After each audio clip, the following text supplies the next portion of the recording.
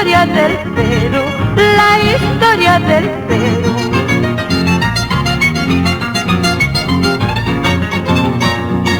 Hoy tus hijos nos sentimos orgullosas mi Cusco, porque ha sido declarada patrimonio cultural de todito el mundo.